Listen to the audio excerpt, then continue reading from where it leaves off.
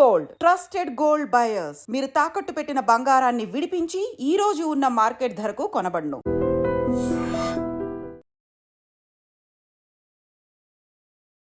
విశాఖ జిల్లా Duvvada police station పరిధి రాజ్నగర్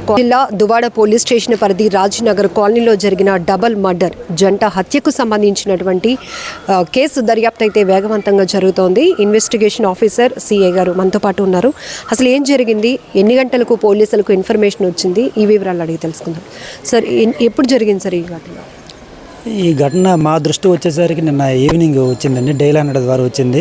ఇమీడియట్గా మేము అలాగే మా క్లూస్ టీము అందరం కూడా ఇక్కడికి వచ్చి చేరుకున్నాము. చేరుకున్న వెంటనే అలాగే మన గవర్నీయులు శ్రీపి గారు కూడా సీన్కి రావడం జరిగింది. ఆయన ఉత్తర్వుల మేరకు మేము టీమ్స్ని కూడా ఏర్పాటు చేసాం. స్పెషల్ టీమ్స్ ఒక డిఫరెంట్ ఒక 8 టీమ్స్ ఏర్పాటు చేయడం జరిగింది. దాని మీద వర్కౌట్ చేస్తున్నాం. తప్పకుండా ఛేదిస్తాం ఈ కేసును కూడా.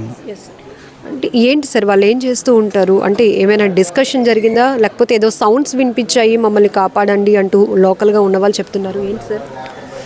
చుట్టుపక్కల వాళ్ళే చెప్తున్నారు, కానీ అది ఎస్టాబ్లిష్ కావాలి. అది ఇన్వెస్టిగేషన్ చేస్తున్నాం. డీటెయిల్డ్గా ప్రతి ఇంటింటికి లోకల్స్ అందరం కూడా విచారించి తదుపరి తీసుకురావాలి. సార్, సీసీ కెమెరాస్ ఈ స్ట్రీట్ని కవర్ చేస్తూ కానీ హౌస్ని కవర్ చేస్తూ లేవా సార్? ఈ హౌస్ని అయితే కవర్ చేస్తలేవు, కానీ చుట్టుపక్కల కూడా ఒక 6 ప్లేసుల్లో ఉన్నాయి. అవే మేము డేటా కలెక్ట్ చేసి వెరిఫై చేస్తున్నాము. అది వెరిఫై చేసిన తర్వాత ఒక కొలిక్కి వస్తాము. అదేంటనేది, ఎవరు వచ్చారు ఏంటనేది మనకు ఒక కొలిక్కి రావాలి. వచ్చాక మీకు తెలియజేస్తామండి. సార్, మృతుడి యొక్క మేనల్లుడు చెప్తున్నట్టు చాలా క్రూరంగా జరిగింది ఈ మర్డర్స్ అంటున్నారు. అంటే గాయాలు ఏమైనా ఉన్నాయా? ఒంటిపైన ఎట్లాంటి కత్తిపోట్లు ఉన్నాయి సార్? అసలు ఒంటిపైన ఉన్నాయండి, ఒక వెరీ బ్లడ్ ఇంజరీస్ ఉన్నాయి ఎక్కువగాను. అది ఈరోజు మనం పోస్ట్ మార్టం చేయాల్సి ఉంది. దానికోసం వాళ్ళ బంధువులు రావాల్సి ఉంది. అందుకోసం వెయిట్ చేస్తున్నాం. ఇప్పుడు ఇంక్వేషన్ అయిపోయింది. రేపు మార్నింగ్ పోస్ట్ మార్టం చేసి మనం బాధితులకు అప్పచెప్తామండి. సార్, ఇంట్లో భార్యాభర్తలు ఇద్దరు ఒకే ప్లేస్లో ఉన్నారా? ఎట్లా ఉంది అసలు లోపల పరిస్థితి మీరు వచ్చి చూసినప్పటికీ? లోపల అయితే హాల్లో ఒక మెయిల్ బాడీ ఉంది, అలాగే బెడ్రూమ్లో ఒక ఫిమేల్ బాడీ ఉందండి. రెండు కూడా డోర్స్ లాక్ చేసే ఉన్నాయి సార్. ఫస్ట్ ఎవరు ఐడెంటిఫై చేశారు? ఇక్కడ చెప్పిన ప్రకారం అయితే రెండు వైపులు కూడా అది బ్యాక్ సైడ్ ఇన్నర్ లాక్ ఉంది. ఫ్రంట్ డోర్ కీ క్లోజ్ చేసి ఉంది, కీతోనే ఉంది. మొదటి ఎవరు గుర్తించారు సార్? ఎలా తెలిసింది అసలు? మాకు డైల్ 100 ద్వారా మాకు వచ్చిందండి. వెంటనే మా కానిస్టేబుల్ వాళ్ళు వచ్చారు. వచ్చి చూసినంటే మాకు కూడా ఆఫీస్ అందరికి తెలియజేసుకొని మేము కూడా అందరం టీమ్స్ అన్నీ కూడా వచ్చి రావడం జరిగింది. క్లూస్ టీమ్ కూడా రావడం జరిగింది. అలాగే డాగ్ స్క్వాడ్ని కూడా తీసుకొచ్చి చెక్ చేయడం జరిగిందండి. సార్, అంటే ప్రైమరీగా దొంగతనం కోసం వచ్చిన వాళ్ళు ఇట్లా చేసి ఉండొచ్చు అనే అనుమానం ఏమైనా వ్యక్తమవుతుందా, లేకపోతే ఏమైనా కక్షలు అట్లాంటివి ఏమైనా ఉన్నాయా? అదే ఇంకా ఇప్పుడు దర్యాప్తు చేస్తున్నామండి. అది ప్రస్తుతానికి ఎందుకంటే వాళ్ళు ప్రాపర్టీ పోయిందని కొంతవరకు కంప్లైంట్ ఇవ్వడం జరిగింది. అది ఇప్పుడు వెరిఫై చేస్తున్నాము. తాళాలు కూడా ఇప్పుడు దొరికాయి, అవి వెరిఫై చేస్తామండి. త్వరలో మీకు తెలియజేస్తాం. Thank you.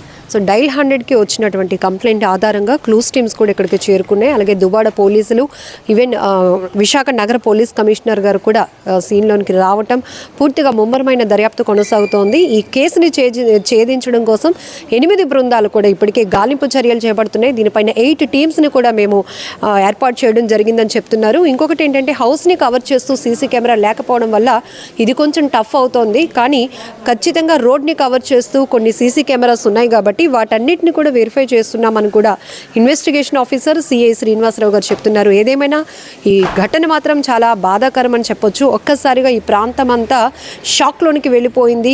ఎందుకంటే పూర్తి జనావాసాల మధ్య ఇట్లాంటి క్రూరమైన హత్యలు జరగటం అనేది ప్రతి ఒక్కరిని నివ్వెరపోయేలా చేస్తోంది. ఏదేమైనా చాలా జాగ్రత్తగా ఉండాల్సిన అవసరం ఉంది. సీసీ కెమెరాల అవసరం కూడా ఇలాంటి నేర సంఘటనల కోసం విన్నప్పుడు బాగా అర్థమవుతూ ఉంటుంది అందరికీ. ఏదేమైనా పూర్తి స్థాయి దర్యాప్తు తర్వాత అసలు నిజాలు బయటకు రావాల్సి ఉంది. ప్రస్తుతానికైతే కొన్ని వస్తువులు కూడా, బంగారు వస్తువులు కూడా పోయినట్టుగా అనుమానిస్తున్నాం. కాబట్టి ఒకవేళ దొంగతనంకు వచ్చినటువంటి దుండగులు ఈ హత్యలు చేశారా అనేది కూడా తేలాల్సి ఉంది.